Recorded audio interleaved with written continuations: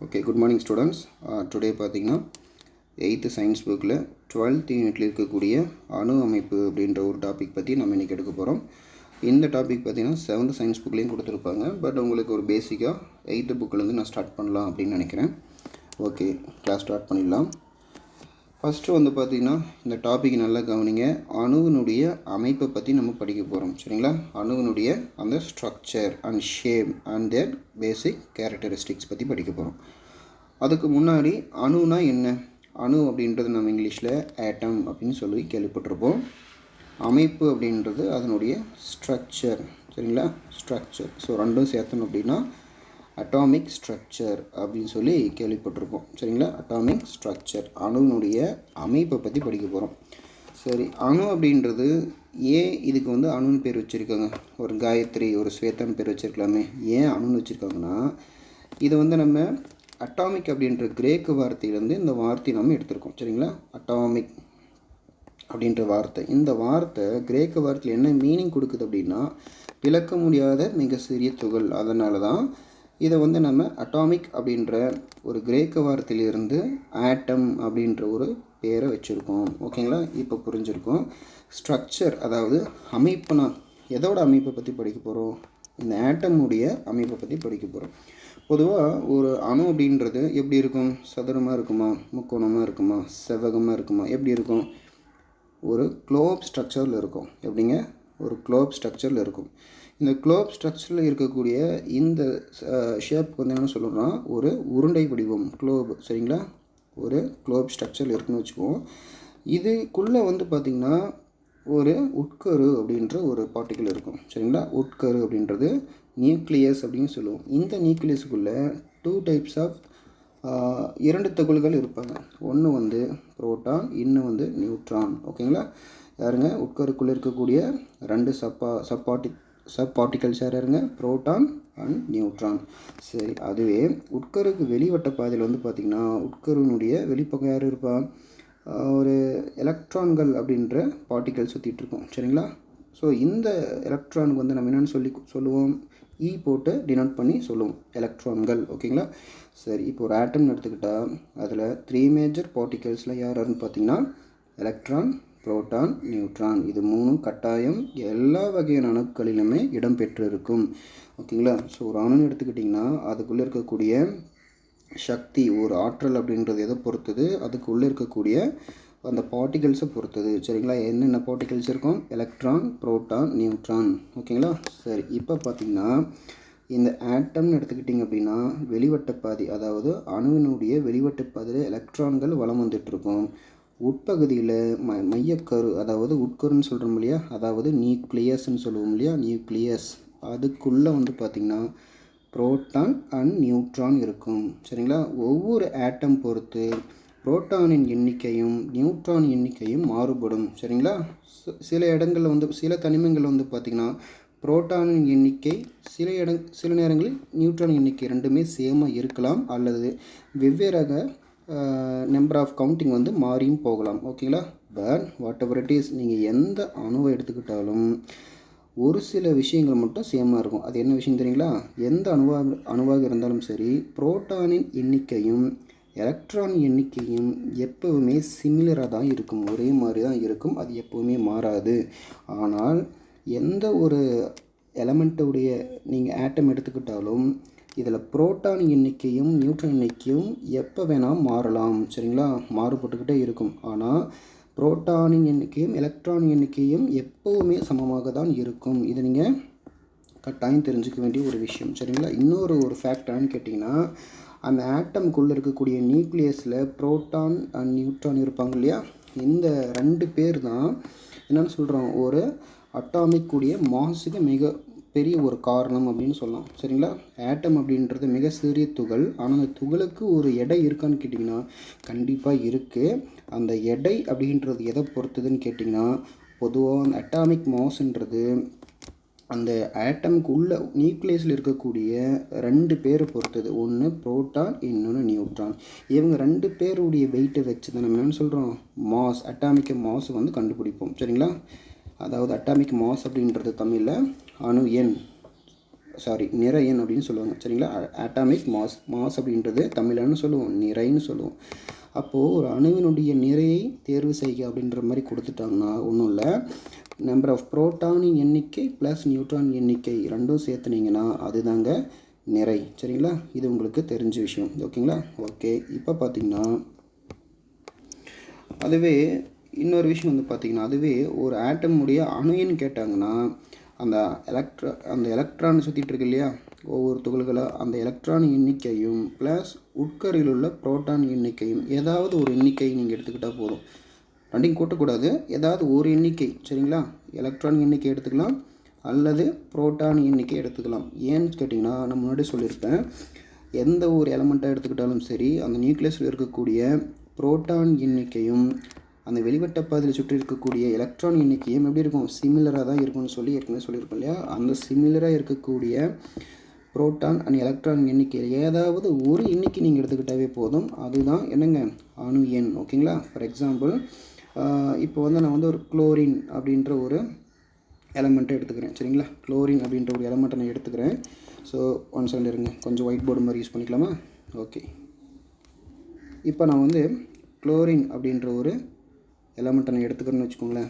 Chlorine வந்து எலமெண்ட்டோட structure இப்படி இருக்கும் இல்லையா. சரி, இப்போ வந்து இது வெளிவட்ட பாதை, இதில் வந்து பார்த்திங்கன்னா எலக்ட்ரான்கள் சுற்றிட்டுருக்கோம். இது வந்து உட்கரு. சரிங்களா?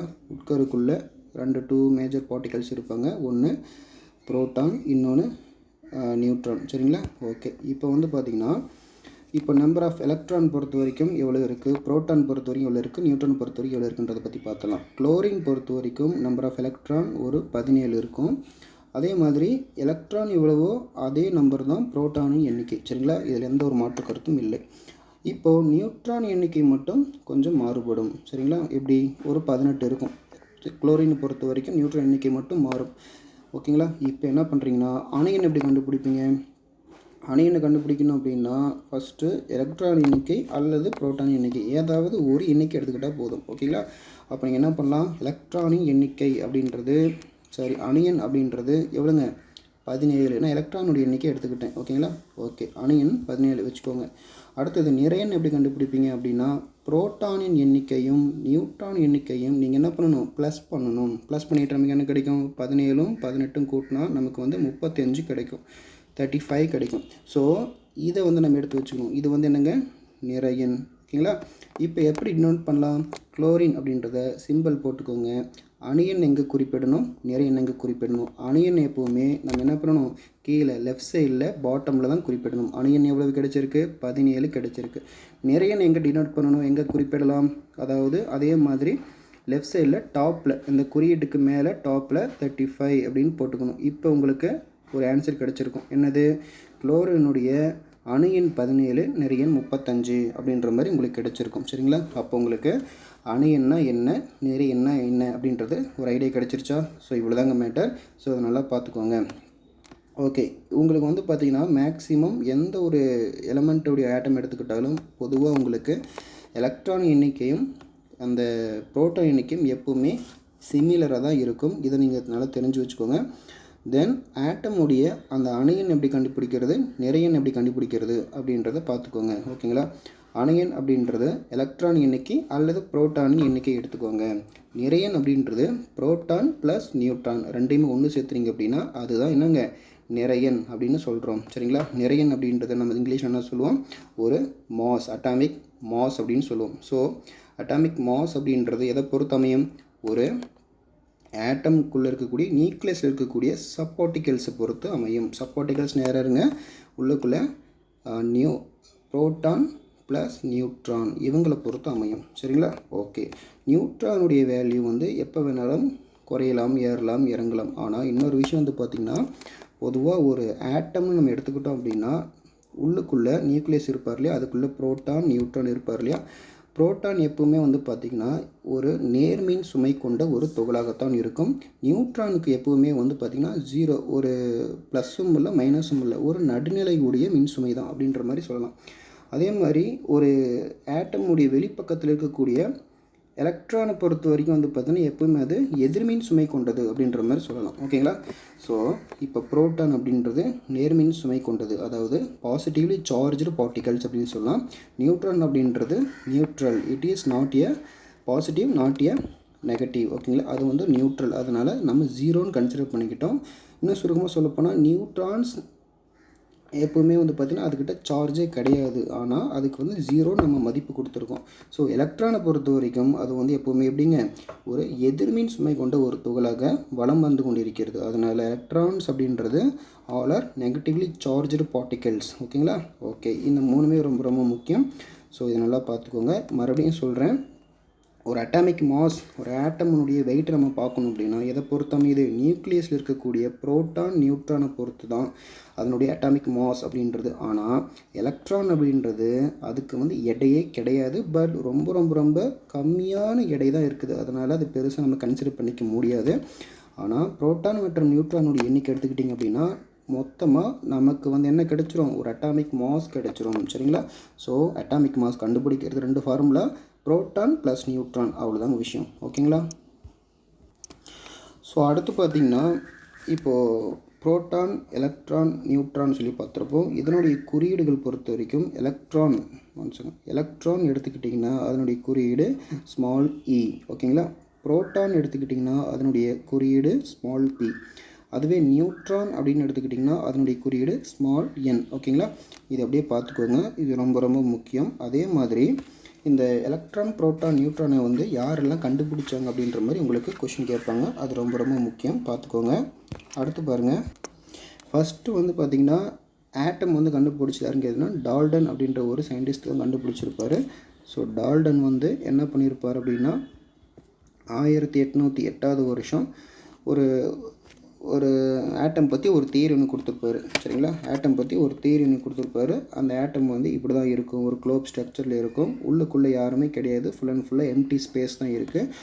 ஸோ அதனால் ஆட்டம் அப்படின்றது எந்த ஒரு பருப்பொருளும் எடுத்துக்கிட்டாலும் அதனுடைய கடைசி துகள் தான் இந்த மாதிரி ஒரு ஆட்டமாக கிடைக்கும் அப்படின்ற மாதிரி சொல்லிட்டு போயிட்டார். ஸோ அதனால் இதுக்கு ஒரு பேர் வைக்கிறாரு. அதுக்கு பேர் வந்து பார்த்திங்கன்னா டால்டன் அணு அப்படின்ற மாதிரி பேர் வச்சுட்டு போகிறாரு. டால்டன் அணு அல்லது டால்டன் துகள் எல்லாமே ஒன்று தான் வச்சுட்டு போயிட்டார். ஸோ இவர் தான் வந்து ஆட்டம் அப்படின்ற பேரையும் கொடுத்துட்டு போகிறாரு. ஓகேங்களா? ஸோ அடுத்து பார்த்திங்கன்னா 1897 வருஷம் ஜே தாம்சன் வராரு. ஜே தாம்சன் வந்து என்ன பண்ணுறாரு அப்படின்னா ஃபஸ்ட்டு இந்த எலக்ட்ரானை வந்து கண்டுபிடிச்சி கொடுக்குறாரு. அதாவது டால்டன் சொன்ன அந்த கூற்றுக்களை வந்து தவறாக்குறாரு. டால்டன் என்ன சொல்லியிருப்பார்? ஒரு ஆட்டம் இருக்குது, அதுக்குள்ளே யாருமே இல்லைன்ட்டு போயிருப்பார். பட் ஜே தாம்சன் வந்து என்ன பண்ணியிருப்பாருன்னா அவருடைய கண்டுபிடிப்பின் மூலியமாக ஒரு ஆட்டம் எடுத்துக்கிட்டிங்கன்னா அதனுடைய வெளிவட்ட பாதைன்னு ஒன்று இருக்குது, அதாவது ஆர்பிட் ஆஃப் த ஆட்டம் அப்படின்னு சொல்லலாம். அந்த ஆர்பிட்டோடைய ஆட்டமை சுற்றி வந்து பார்த்திங்கன்னா எலக்ட்ரான்கள் அப்படின்ற ஒரு எதிர்மின்னூட்டம் கொண்ட ஒரு துகள்களானது சுற்றிக்கிட்டே வந்துட்டுருக்கு. எதை சுற்றுது? அந்த நியூக்ளியஸை பேஸ் பண்ணி சுற்றிக்கிட்டே வருது அப்படின்னு சொல்லியிருப்பார். ஸோ அதனால் இது ரொம்ப ரொம்ப முக்கியம், பார்த்துக்கோங்க. நான் முன்னாடி சொல்லியிருப்பேன், எலக்ட்ரான்கள் அப்படின்றது எதிர்மின் சுமை கொண்ட துகள்கள், அதாவது electrons are negatively charged particles of the atom. ஓகேங்களா? இது ரொம்ப ரொம்ப முக்கியம், பார்த்துக்கோங்க. அடுத்தபடி வந்து பார்த்திங்கன்னா 1911 சார் ரூதர் ஃபோர்டு வர்றார். சரிங்களா? ரூதர் ஃபோர்டு இவரும் வந்து பார்த்திங்கன்னா ஆட்டமை பற்றி சில ரிசர்ச் பண்ணி ஒரு முக்கியமான இன்ஃபர்மேஷனை வெளியிட்டார். என்னன்னு கேட்டிங்கன்னா ஜான் டால்டன் ஜே தாம்சனுக்கு அடுத்தபடியாக இவர் ரூதர் ஃபோர்டு வந்து ஒரு ஆட்டம் பற்றி நல்ல ஒரு டீப்பாக ஒரு ரிசர்ச் பண்ணுறாரு. என்னென்னா ஒரு தங்கத்தகடை வச்சு ஒரு ரேஸ் வந்து, அதாவது சில கதிரியக்கங்கள் கொண்டு என்ன பண்ணுறாருன்னா ரிசர்ச் பண்ணி உள்ளுக்குள்ளே எம்டி ஸ்பேஸ் இருக்கா இல்லையா, அப்படி எம்டி ஸ்பேஸ் இருந்துச்சு அப்படின்னா கண்டிப்பாக அந்த ரேஸ் இருக்கு இல்லையா, கதிர்கள் உள்ளே போயிட்டு வெளியே வந்துடும். ஆனால் உள்ளுக்குள்ளே யாராவது இருந்தாங்க அப்படின்னா, உள்ளுக்குள்ளேனா அந்த ஆட்டம் முடிய மத்திய சென்டர் ஆஃப் த பாயிண்ட் யாராச்சும் இருந்தாங்க அப்படின்னா கண்டிப்பாக அந்த தங்கத்தகட்டுக்குள்ளே வந்து அந்த எக்ஸ்ரே மாதிரி சம்திங் லைக் அந்த ரேடியேஷன் வந்து போயிட்டு ரிட்டர்ன் வந்துடும். இது என்னுடைய கண்டுபிடிப்பு, நான் கண்டுபிடிக்கிறேன் அப்படின்னு சொல்லிட்டு ஒரு தகட்டை வச்சு அதுக்கு மேலே சில கதிர்களை வந்து ஆல்ஃபா கதிர்கள் வந்து உள்ளே செலுத்தி ஒரு டெஸ்ட் ஒன்று பண்ணியிருப்பார். இந்த டெஸ்ட்டில் ஒரு சில கதிர்கள் வந்து உள்ளே பட்டு பின்பக்கமாக போயிருக்கும், ஒரு சில கதிர்கள் இப்படி போயிட்டு சில கதிர்கள் திரும்ப ரிட்டர்ன் ரெஃப்ளெக்ட் ஆகிருக்கும். இதை பார்த்து ரொம்பவே ஆச்சரியப்பட்டு போயிருப்பார். ஓகேங்களா. ஸோ அதுக்கான காரணம் அந்த தங்கத்தகடு, அந்த ஒரு ஏயு அப்படின்ற தங்கத்தகட்டை எடுத்துட்டோம் அப்படின்னா அதுக்குன்னு ஒரு எலமெண்ட் இருக்கும் இல்லையா, அந்த எலமெண்ட்டுடைய ஒரு ஆட்டம் இருக்கும் இல்லையா, அந்த ஆட்டம்குள்ளே ஒரு நியூக்ளியஸ் இருக்கும் இல்லையா, அந்த நியூக்ளியஸ்குள்ளே சில கதிர்கள் போயிட்டு ரிட்டன் வந்ததை அவர் உணர்ந்தார். ஸோ என்ன பண்ணுறாரு, அப்போது ஒரு ஆட்டம் எடுத்துக்கிட்டிங்க அப்படின்னா அதுக்கு உள்ளே இருக்கக்கூடிய நியூக்ளியஸில் யாரோ இருக்காங்க, ஆனால் அது யாருன்னு தெரியல, பட் உட்கரு அப்படின்னு ஒன்று இருக்கிறத கண்டுபிடிக்கிறாரு. ஓகேங்களா. யார், ரூதர்ஃபோர்ட் அவர்கள் வந்து உட்கரு, ஒரு ஆட்டமுடைய உட்கரு அப்படின்றது கண்டுபிடிச்சிட்டு போயிட்டார். ஓகேங்களா. ஆனால் உட்கருக்குள்ளே யாரெல்லாம் இருக்காங்கன்றதை பற்றி அவர் எதுவும் சொல்லலை, ஏன்னா அவர் கண்டுபிடிச்சது அது அவ்வளோ பெரிய விஷயந்தான். ஓகேங்களா. ஓகே, இப்போ அடுத்து பார்த்திங்கன்னா இப்போ எலக்ட்ரான், புரோட்டான், நியூட்ரான் யாரெல்லாம் கண்டுபிடிச்சாங்க அப்படின்றத பற்றி நான் சொல்லிடுறேன். பொதுவாக எலக்ட்ரான்கள் அப்படின்றது வந்து பார்த்திங்கன்னா ஜே தாம்சன் கண்டுபிடிச்சிருப்பார், ஜே தாம்சன். அடுத்தது நியூட்ரான் யார் கண்டுபிடிச்சாருன்னு பார்த்திங்கன்னா ஜேம்ஸ் சாட்விக்.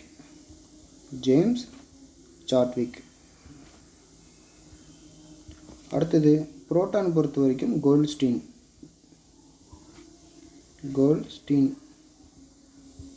ஓகே, இது பார்த்திங்கன்னா இப்போது எலக்ட்ரானை பொறுத்த வரைக்கும் இது வந்து இதோடைய மின்சுமையை பொறுத்த வரைக்கும் எப்படி இருக்கும், -1. ஓகேங்களா, எலக்ட்ரான். அடுத்தது புரோட்டான் பொறுத்த வரைக்கும் இதனுடைய மின்சுமை +1. அடுத்தது நியூட்ரான் பொறுத்த வரைக்கும் இதனுடைய மின்சுமை 0. இது ரொம்ப ரொம்ப முக்கியம், பார்த்துக்கோங்க. எலக்ட்ரான் -1, புரோட்டானுடைய மின்சுமை +1, நியூட்ரானுடைய மின்சுமை 0. இதை பார்த்துக்கோங்க. அடுத்தபடி வந்து பார்த்தீங்கன்னா இதனுடைய மாஸ் பற்றி பார்த்துடலாம். இதில் கவனிக்க வேண்டிய ஒரு விஷயம் என்னன்னு கேட்டிங்கன்னா, எலக்ட்ரான் நல்லா கவனிச்சு பாருங்கள். எலக்ட்ரானுடைய மாஸ் ஆஃப் வெயிட் பார்த்திங்கன்னா 9.1093 × 10⁻31. ஸோ 10⁻31 வரைக்கும் போயிடுச்சு அப்படின்னா அதனுடைய வெயிட் பார்த்திங்கன்னா ரொம்ப ரொம்ப ரொம்ப கம்மி. அதனால் கம்பேர் புரோட்டான், நியூட்ரானோட கம்பேர் பண்ணி பார்க்கும் பொழுது எலக்ட்ரானுடைய மாஸ் ஆஃப் தி வெயிட் ரொம்ப ரொம்ப ரொம்ப கம்மின்றதுனால ஒரு ஆட்டமுடைய மாஸ் கண்டுபிடிக்கும் பொழுது நம்ம எலக்ட்ரானுடைய எடையை நம்ம எடுத்துக்கவே கூடாது, ஏன்னா அது ரொம்ப கம்மி. அப்போ நம்ம ஒரு அணுவினுடைய மாஸ் எப்படி கண்டுபிடிக்கலாம்னு கேட்டிங்கன்னா, அந்த அணுவிற்குள்ளே இருக்கக்கூடிய நியூக்ளியஸில் இருக்கக்கூடிய 2 மேஜர் சப்பார்ட்டிகல்ஸ் இருக்கக்கூடிய நியூட்ரான் அண்ட் ப்ளஸ் புரோட்டான், அதனுடைய வெயிட்டை தான் நம்ம எடுத்துக்கணும். ஓகேங்களா. ஸோ ஒரு அணுவினுடைய எடை அப்படின்றது எதை பொறுத்து அமையும், நியூட்ரான் ப்ளஸ் புரோட்டான் பொறுத்து அமையும். ஆனால் எலக்ட்ரானுக்கு எந்த ஒரு மதிப்புமே இல்லையான்னு கேட்டிங்கன்னா அப்படி கிடையாது. எலக்ட்ரான் பொறுத்த வரைக்கும் நம்பர் ஆஃப் எலக்ட்ரான் எவ்வளோ இருக்கோ அதை பொறுத்து தான் அந்த ஆட்டமுடைய, அந்த எலமெண்ட்டுடைய கெமிக்கல் ரியாக்ஷன் மாறும். ஓகேங்களா. எந்த ஒரு எலமெண்ட்டுடைய கெமிக்கல் ரியாக்ஷனுமே depends upon number of electrons. சரிங்களா. ஸோ எலக்ட்ரான் ரொம்ப முக்கியம். பொதுவாக சொல்லுவாங்க எலக்ட்ரானுக்கு வேல்யூவே இல்லைன்னு சொல்லிடக்கூடாது, ஆனால் அதுக்குன்னு ஒரு என்ன சொல்கிறது, நெகட்டிவ்லி சார்ஜ் இருக்குது, பட் அதுக்கான மாஸ் வெயிட் மட்டும் ரொம்ப கம்மி. என்ன சொல்கிறது, நெகட்டிவ்லி சார்ஜ் இருந்தாலும் பட் அதுக்கு மாஸ் வெயிட் ரொம்ப கம்மி. ஓகேங்களா. ஸோ அதை பார்த்துக்கோங்க. ஓகே, ஃபார் எக்ஸாம்பிள் இப்போ நான் வந்து ஒரு லித்தியம் அப்படின்ற ஒரு எலமெண்ட் எடுத்துக்கிறேன். சரிங்களா. லித்தியத்துடைய அட்டாமிக் மாஸ் எப்படி இருக்குது, அட்டாமிக் நம்பர் எப்படி இருக்குது அப்படின்றத பற்றி பார்த்துலாம். ஃபார் எக்ஸாம்பிள் ஆட்டம், இதான் லித்தியம். உள்ளுக்குள்ளே வந்து பார்த்திங்கன்னா நியூக்ளியஸ் இருக்குது, அதில் வந்து number of proton and neutrons இருக்கும், வெளியில் வந்து எலக்ட்ரான் இருக்கும். சரிங்களா. So electron, proton, neutron ready பண்ணி வச்சிட்டோமா. ஓகே, இதில் வந்து பார்த்திங்கன்னா லித்தியத்தை பொறுத்த வரைக்கும் நம்பர் ஆஃப் எலக்ட்ரான்ஸ் எவ்வளோ இருக்குன்னு கேட்டிங்கன்னா 3 இருக்கும். ஸோ எலக்ட்ரான் எண்ணிக்கை என்னவோ அதுதான் புரோட்டான் எண்ணிக்கை. ஆனால் நியூட்ரான் எண்ணிக்கை வந்து மாறலாம், இல்லை சிமிலராக ஒரே மாதிரி கூட இருக்கலாம். ஸோ லித்தியம் பொறுத்த வரைக்கும் நியூட்ரான் எண்ணிக்கை 3 தான். சரி, இப்போ நான் கொடுத்துட்டேன். இப்போ நீங்கள் எப்படி லித்தியத்துடைய அணு எண் மற்றும் நிறை எண்ணை கண்டுபிடிப்பீங்க அப்படின்னா, ஃபார் எக்ஸாம்பிள் இப்போ வந்து பார்த்திங்கன்னா எலக்ட்ரான் ப்ளஸ் புரோட்டான், எலக்ட்ரான் அல்லது புரோட்டான் ஏதாவது ஒரு எண்ணிக்கை எடுத்துக்கிட்டிங்கன்னா அதுதான் அணு எண். ஓகேங்களா, அணு எண். அதுவே புரோட்டான் ப்ளஸ் நியூட்ரான் ரெண்டையுமே கூட்டி வரக்கூடிய வேல்யூ எடுத்துக்கிட்டிங்கன்னா அதுதான் என்னங்க, நிறை எண். ஓகேங்களா. ஓகே, இது மேட்ரு கிடையாது. ஆனால் இந்த வேல்யூவை எங்கே டினோட் பண்ணணும் அப்படின்றது ரொம்ப இம்பார்ட்டன்ட். இப்போ லித்தியத்தை வந்து நீங்கள் டினோட் பண்ணும்போது எல்லைன்னு போட்டிருப்பீங்க. எல்லைனா லித்தியம். ஓகேங்களா. இதோடைய அணு எண் எங்கே குறிப்பிடணும், நிறை எண் எங்கே குறிப்பிடணும் அப்படின்னு பார்த்தீங்கன்னா, லித்தியத்துடைய அணு எண் எங்கே குறிப்பிடணும்னா இந்த லெஃப்ட் சைடில் டவுன் சைடு தான் நம்ம குறிப்பிடணும். சரிங்களா. லெஃப்ட் கார்னரில் கீழே. ஓகேங்களா. அணு எண் பார்த்திங்கன்னா எவ்வளோங்க, ஏதாவது ஒரு எண்ணிக்கை 3ன்னு எடுத்துக்கணும். நிறையனை பொறுத்த வரைக்கும் எங்கே குறிப்பிடணும், 3 3 எவ்வளோங்க 6, இதுதான் நிறையன். அப்போது லித்தியத்துக்கு மேலே 6 அப்படின்னு குறிப்பிடணும். அப்போது லித்தியத்துடைய அணு எண் 3, நிறையன் 6, இதுதாங்க இன்ஃபர்மேஷன். ஓகேங்களா, ரொம்ப ரொம்ப இம்பார்ட்டன்ட், பார்த்துக்கோங்க. சரி, வேறு என்ன கண்டுபிடிக்கலாம்? ஃபார் எக்ஸாம்பிள் நீங்கள் ஒரு ஃப்ளோரின் ஆட்டம் எடுத்துக்கோங்க. சரிங்களா, ஃப்ளோரின் அப்படின்ற ஒரு ஆட்டம் நம்ம எடுத்துக்கலாமா? ஓகே, இதை எடுத்துக்கிட்டோம். இதனுடைய அணு எண் நிறையன் கண்டுபிடிச்சிடலாமா? ஓகே, உள்ளுக்குள்ளே புரோட்டான் இருக்கும், நியூட்ரான் இருக்கும், வெளிவட்டு பாதையில் எலக்ட்ரான் இருக்கும். ஓகேங்களா, இப்போ number of electron, proton, neutron எவ்வளோன்னு தெரிஞ்சுக்கிட்டால் போதும். நமக்கு வந்து அதனுடைய அட்டாமிக் மாஸ், அட்டாமிக் நம்பர் வந்து ஈஸியாக கண்டுபிடிச்சிடலாம். ஓகேங்களா, சரி, இப்போ பாருங்கள். இப்போ ஃப்ளோரின் பொறுத்த வரைக்கும் நம்பர் ஆஃப் எலக்ட்ரான்ஸ் வந்து 9 இருக்கும், புரோட்டானும் வந்து 9 தான் இருக்கும். ஸோ ரெண்டுமே சிமிலராக இருக்கும். நியூட்ரன் வந்து முன்ன பின்ன வேரி ஆகும். ஸோ 10 இருக்குன்னு வச்சுக்கோங்களேன். இப்போ நம்ம அணு எண் எப்படி கண்டுபிடிக்கலாம்? So number of electron plus proton, number of electron or proton ஏதாவது ஒன்று எடுத்துக்கிட்டிங்க அப்படின்னா என்ன கிடைக்கும்? நமக்கு அணு எண் கிடச்சிரும். FL அப்படின்னு போட்டிங்கன்னா ஃப்ளோரினுடைய குறியீடு கிடச்சிருச்சா? ஸோ அந்த ஃப்ளோரினுடைய குறியீட்டில் லெஃப்ட் சைடு கார்னரில் கீழே 9ன்னு போட்டுக்கோங்க. அதுவே புரோட்டான் ப்ளஸ் நியூட்ரான் இது ரெண்டு வேலையுமே நீங்கள் கூட்டிக்கிட்டிங்க அப்படின்னா நமக்கு என்ன கிடைக்கும்? 19 கிடைக்கும். ஸோ இது என்னங்க, மாஸ் நம்பர். ஓகேங்களா, மாஸ் அப்படின்றது ஒரு நிறையன் அப்படின்னு சொல்லுவாங்க. அப்போ இது எங்கே குறிப்பிடணும்? மேலே, லெஃப்ட் சைடில் மேலே குறிப்பிடணும். ஓகேங்களா, ஸோ உங்களுக்கு புரிஞ்சிருச்சு. ஸோ இப்போ வந்து ஃப்ளோரினுடைய அணு எண் 9, நிறையன் 19, இதுதான் ரொம்ப ரொம்ப இம்பார்ட்டன்ட். நீங்கள் வந்து இது மட்டும் இல்லை, நீங்கள் எந்த ஒரு kind of element of atom எடுத்துக்கிட்டாலும் அதனுடைய atom number, atomic number and அதனுடைய மாஸ் ஈஸியாக நம்மளால் ஃபைண்ட் அவுட் பண்ண முடியும். ஓகேங்களா, ரொம்ப ரொம்ப ஈஸி தான். சரிங்களா, ஓகே. இப்போ உதாரணத்துக்கு வந்து பார்த்திங்கன்னா வேறு என்ன சொல்லலாம், நம்ம ஒரு ஹீலியம் கூட எடுத்துக்கலாம். ஓகேங்களா, ஓகே. ஒரு ஹீலியம் ஒரு ஆட்டம் நம்ம எடுத்துக்கிட்டோம் அப்படின்னா அதனுடைய ஆர்பிட் எடுத்துக்கலாம். உள்ளுக்குள்ளே வந்து பார்த்திங்கன்னா நியூக்ளியஸ். சரிங்களா, இதனுடைய புரோட்டான் எண்ணிக்கை 2 கொடுத்துருப்பாங்க. ஸோ அதனுடைய நியூட்ரான் எண்ணிக்கையும் 2 தான் வரும். ஓகேங்களா, எலக்ட்ரான் எண்ணிக்கை சொல்லவே தேவையில்லை. என்ன புரோட்டான் எண்ணிக்கையோ அதுதான் இங்கே எலக்ட்ரானுடைய எண்ணிக்கையும். சரிங்களா, சரி, ஓகே. இப்போ இதனுடைய அணு எண் நிறைய எப்படி கண்டுபிடிக்கலாம்? He, அதோடைய சிம்பிள் போட்டாச்சு. இப்போ என்ன பண்ணலாம்? எலக்ட்ரான் எண்ணிக்கை அல்லது புரோட்டான் எண்ணிக்கை. நான் புரோட்டான் எண்ணிக்கை எடுத்துக்கிறேன். ஸோ புரோட்டான் எண்ணிக்கையும் அணு எண்ணும் ஒன்று தான். சரிங்களா, அணு எண் அப்படின்னு என்ன, அட்டாமிக் நம்பர்னு என்ன? சிம்பிள், புரோட்டானின் எண்ணிக்கை தான் அட்டாமிக் நம்பர். ஓகேங்களா, ஸோ புரோட்டான் எண்ணிக்கை வந்து 2ன்னு போட்டுட்டேன். ஸோ இப்போ அட்டாமிக் மாஸ் பொறுத்த வரைக்கும், அதாவது புரோட்டான் ப்ளஸ் நியூட்ரான் ரெண்டுமே சேர்த்துக்கிட்டோம் அப்படின்னா நமக்கு என்ன கிடைக்கும்? 4 கிடைக்குமா? ஸோ 4 வந்து இங்கே போட்டுட்டேன். அப்போ நமக்கு ஹீலியத்துடைய அணு எண் 2, நிறையன் 4, இப்படிதாங்க விஷயம். இது உங்களுக்கு சிம்பிள். ஓகேங்களா, ஸோ நல்லா பார்த்துக்கோங்க. ஸோ இன்னொரு தடவை சொல்லிடுறேன்.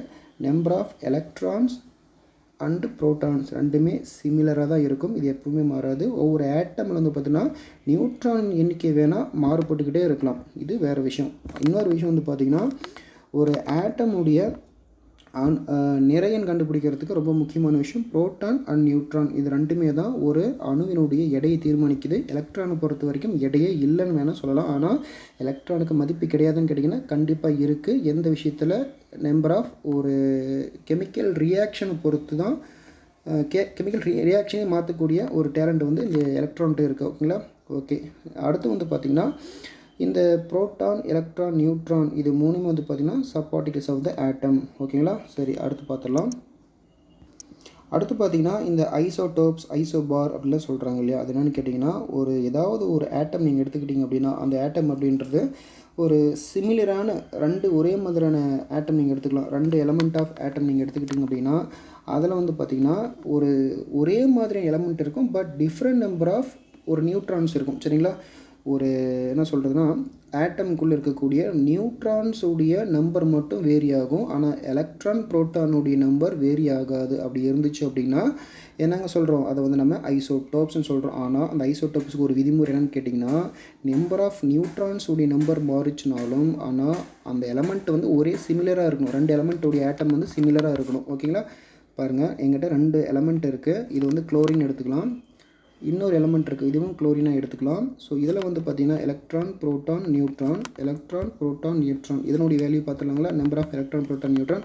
எலக்ட்ரானை பொறுத்த வரைக்கும் 17 இருக்குது, புரோட்டான் பொறுத்த வரைக்கும் 17 தான் இருக்கும். ஆனால் நியூட்ரானுடைய வேல்யூ கொஞ்சம் டிஃபர் ஆகும், 18ன்னு போட்டாச்சு. அதே மாதிரி இந்த பக்கம் பார்த்திங்கன்னா எலக்ட்ரானுடைய வேல்யூ 17, புரோட்டான் வேல்யூ 17. ஆனால் இதில் வந்து பார்த்திங்கன்னா 20, நியூட்ரானுடைய வேல்யூ 20. ஓகேங்களா, ஸோ இதில் வந்து பார்த்திங்கன்னா என்ன நம்ம கண்டுபிடிச்சிருக்கோம்? இப்போது அணு எண் எப்படி கண்டுபிடிப்பீங்க? Cl அப்படின்னு போட்டு அணு எண் வந்து ஏதாவது ஒரு வேல்யூ புரோட்டானோ அல்லது எலக்ட்ரானோ, நான் வந்து புரோட்டான் எடுத்துக்கிறேன், 17ன்னு போட்டுட்டேன். இப்போ நியூட்ரான் எப்படி கண்டுபிடிப்பீங்க? 17 + 18 கூட்டணும் அப்படின்னா நமக்கு என்ன கிடைக்கும்? 35 கிடைக்குமா? அப்போ 35 மேலே போட்டாச்சு. இதுதான் குளோரினுடைய அணு எண் மற்றும் நிறை எண். அடுத்து பாருங்கள், இன்னொரு குளோரினுடைய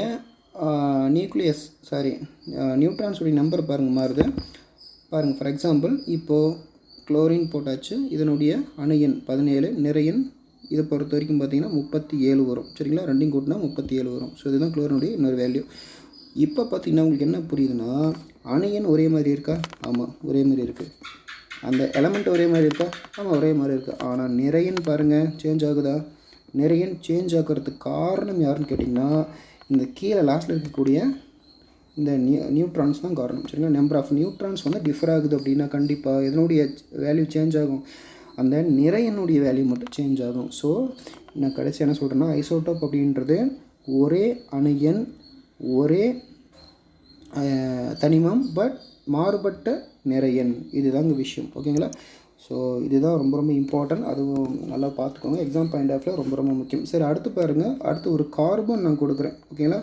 கார்பனுடைய அந்த ஒரு எலமெண்ட்டை வந்து நம்ம எப்படி கண்டுபிடிக்கலாம் அப்படின்னு பார்த்தீங்கன்னா, ஃபார் எக்ஸாம்பிள் ஒரு 3 கார்பன் கொடுத்துட்றேன். ஒரு கார்பன், 2வது கார்பன், 3வது கார்பன். சரிங்களா? ஓகே, ஃபஸ்ட்டு பார்த்தீங்கன்னா இந்த கார்பனுடைய எலக்ட்ரான், புரோட்டான், நியூட்ரான் இந்த மாதிரி வரும்னு பார்த்தீங்கன்னா, வெயிட் பண்ணுங்கள். ஃபஸ்ட்டு ஒரு கார்பன் கொடுத்துட்றேன், இதனுடைய எலக்ட்ரான், புரோட்டான், நியூட்ரான். அடுத்து இன்னொரு கார்பன், எலக்ட்ரான், புரோட்டான், நியூட்ரான். இன்னொரு carbon, electron, proton, neutron. Okay, இப்போ ஒரு கார்பன் இருக்குன்னு வச்சுக்கோங்களேன். இந்த கார்பனில் 6 எலக்ட்ரான், 6 புரோட்டான், நியூட்ரான் எண்ணிக்கை அதுவும் 6 அப்படின்னு வச்சுப்போம். அடுத்த ஒரு கார்பனில் எலக்ட்ரான் 6, புரோட்டான் 6, ஆனால் நியூட்ரான் மட்டும் 7. ஓகே, அடுத்த ஒரு எலக்ட்ரானில் 6 புரோட்டான், 6 எலக்ட்ரான், 6 புரோட்டான், நியூட்ரான் எண்ணிக்கை 8. இதில் பாருங்கள், எல்லாமே கார்பன் எலமெண்ட்டு தான். ஆனால் ஒவ்வொன்றில் வந்து பார்த்திங்கன்னா நியூட்ரான்ஸோடைய வேல்யூ மட்டும் மாறும்பொழுது என்ன மாதிரி சேஞ்சஸ் ஏற்படுதுன்னு பாருங்களேன். இப்போ அணு எண் எப்படி கண்டுபிடிக்கலாம்? அணு எண் 6, நிறை எண் 12. முடிஞ்சுதா? அப்போ இதுக்கு பேர் கார்பன் 12 அப்படின்னு சொல்லுவோம். அடுத்தது வந்து பார்த்திங்கன்னா அணு எண் 6, நிறை எண் என்ன சொல்லலாம்? 13. சரிங்களா? இதை 13 சொல்லுவோம். இது வந்து கார்பன் 13. அடுத்தது அணு எண் 6, நிறை எண் 14. அப்போ இது கார்பன் 14. கார்பன் 14ன்றது எல்லாருமே கேள்விப்பட்ட ஒரு விஷயம் தான். இந்த வயது கணிப்பு முறைன்னு சொல்லுவாங்க இல்லையா, கார்பன் ரேடியோ ஏஜிங் மெத்தட்னு சொல்லுவாங்க இல்லையா, அதுக்கு ரொம்ப ரொம்ப யூஸ்ஃபுல்லாக இருக்கும். ரொம்ப முக்கியம், இதை பார்த்துக்கோங்க. ஸோ ஒரே எலமெண்ட்டு தான், ஆனால் பார்த்திங்கன்னா different types of atomic mass. அதுக்கான காரணம் என்னென்னு கேட்டிங்கன்னா, இந்த நம்பர் ஆஃப் நியூட்ரான்ஸ் உடைய சேஞ்சிங் தான் காரணம். ஸோ இது ரொம்ப ரொம்ப முக்கியம், பார்த்துக்கோங்க.